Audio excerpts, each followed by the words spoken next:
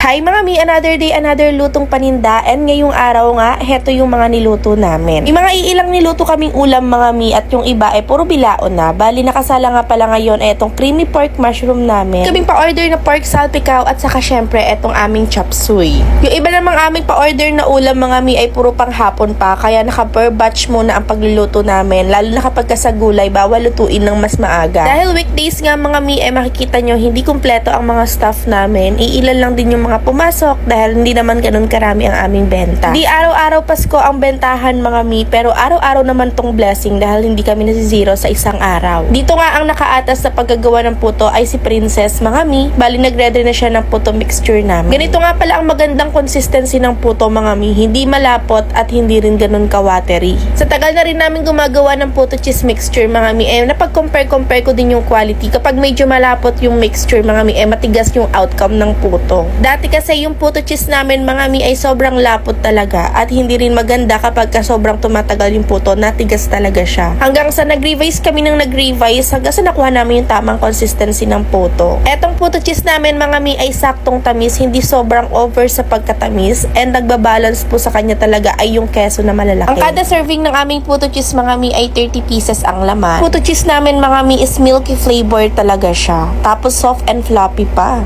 Isa ang puto cheese namin mga mi sa mga kinikrave ng mga regular customer namin. Minsan nga puto lang talaga yung ino-order nila. Anyways mga mi, bumili nga ulit ako ng panibagong molder. Lalagay ko na lang yung pinaka-link niya sa comment section. Tapos nag-restock na rin kami ng solid gas kasi ang dami naming lulutuin.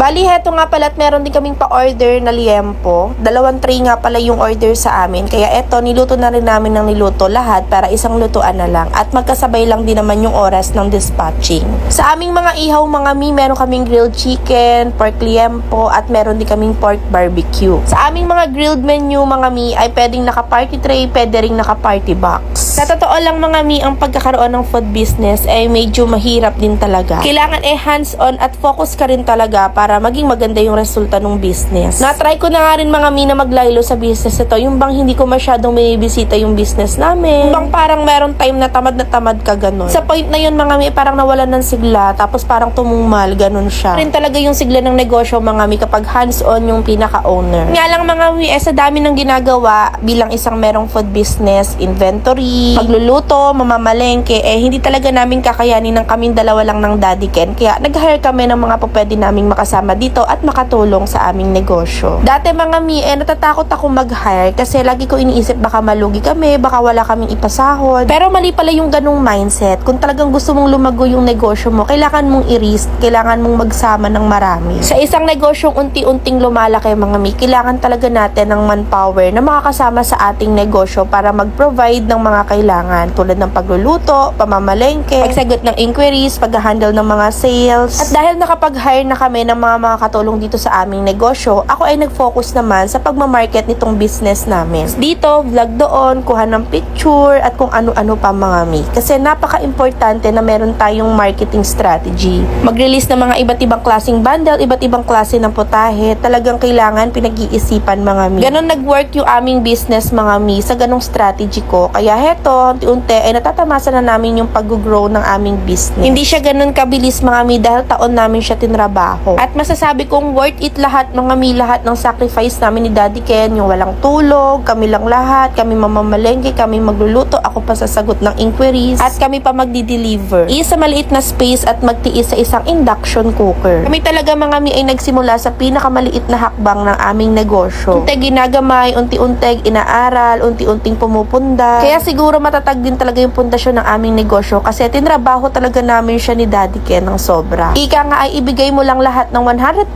best mo sa mga bagay-bagay. Lahat ng effort na inilalaan natin mga mi ay for sure may magandang resulta yan. Naniniwala talaga ako mga mi na kapag consistent ka sa isang bagay ay magiging maganda yung resulta niyan.